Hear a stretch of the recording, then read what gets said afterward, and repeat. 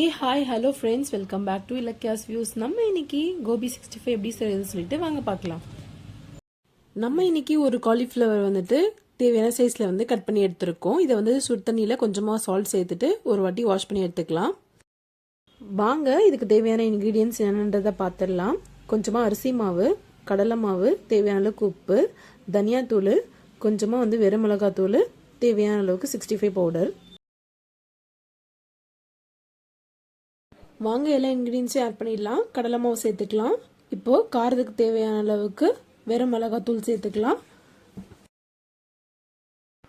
கொஞ்சமாக 65 பவுடர் இதில் ஆட் பண்ணிவிட்டு தேவையான அளவுக்கு தனியாத்தூள், கொஞ்சமாக சால்ட் சேர்த்துக்கலாம். நல்லா கிறிஸ்பாக மொறுமொறுன்னு வரத்துக்காக அரிசி மாவு இதில் ஆட் பண்ணிக்க போகிறோம். எல்லாமே ஆட் பண்ணி முடிச்சதுக்கப்புறம் நல்லாவே வந்து மிக்ஸ் பண்ணி விட்டுக்கலாம். ஆஃப் சைஸ் வந்துட்டு நல்லா ஸ்க்வீஸ் பண்ணி அதில் இருக்க விதையெல்லாம் எடுத்துட்டு அந்த லெமன் சாரியும் கூட சேர்த்துக்கலாம். வேணாம்னு நினச்சிங்கன்னா லெமன் ஆட் பண்ண வேண்டாம், பட் ஆட் பண்ணிங்கன்னா நல்லாவே இருக்கும்.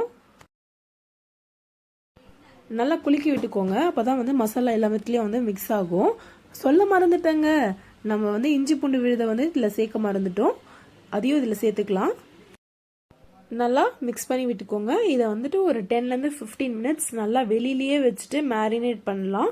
ஃப்ரிட்ஜில் வச்சிங்கனாலும் ஓகே, பட் ஆனால் ஃப்ரிட்ஜில் வச்சுட்டு வெளியில் எடுக்கும் போது லைட்டாக நமக்கு தண்ணி விடுற மாதிரி இருக்கும். ஸோ மசாலாலாம் வந்துட்டு நம்ம ஃப்ரை பண்ணும் போது பாதி வந்து கடாயிலே ஒட்டிக்கும். ஸோ அதனால் மேரினேஷன் பண்ணும் போது நம்ம வெளியிலேயே வச்சுக்கிறது பெஸ்ட் ஆப்ஷன். கடாயில் தேவையான அளவுக்கு எண்ணெய் ஊற்றிட்டு எண்ணெய் நல்லா காஞ்சதுக்கப்புறம் நம்ம மேரினேட் பண்ணி வச்சுருந்த காலிஃப்ளவர் வந்து இதில் சேர்த்துக்கலாம். இதை நீங்கள் ஈவினிங் ஸ்நாக்ஸாகவும் செஞ்சு கொடுக்கலாம், இல்லை ஏதாச்சும் சாப்பாட்டுக்கு சைட் டிஷ்ஷாகவும் வச்சுக்கலாம். டேஸ்ட் வந்து ரொம்பவே நல்லாயிருக்கும். நீங்களும் ஒரு வாட்டி ட்ரை பண்ணி பாருங்கள். ஃப்ரை பண்ணும் போது நல்லா வந்து திருப்பி விட்டுக்கோங்க, அப்போ தான் வந்து எல்லா சைடும் நல்லா வந்து வெந்து நல்லா கிறிஸ்பாக நமக்கு கிடைக்கும். குழந்தைங்களுக்குலாம் ரொம்பவே பிடிக்கும். எந்த ஒரு டிஷ்ஷும் சூடாக சாப்பிட்டா தான் நல்லாயிருக்கும். இது சூடாக செஞ்சு கொடுங்க, டேஸ்ட் ரொம்பவே சூப்பராக இருக்கும். பர்சனலாக இது எனக்கு ரொம்பவே ஃபேவரட்டான டிஷ்ஷு. அவ்வளோதாங்க, ரொம்பவே சிம்பிளாக ஈஸியாக வீட்டில் வச்சுருக்க இன்க்ரீடியன்ஸ் வச்சுட்டு கோபி 65 எப்படி செய்யுது சொல்லிட்டு பார்த்தோம்.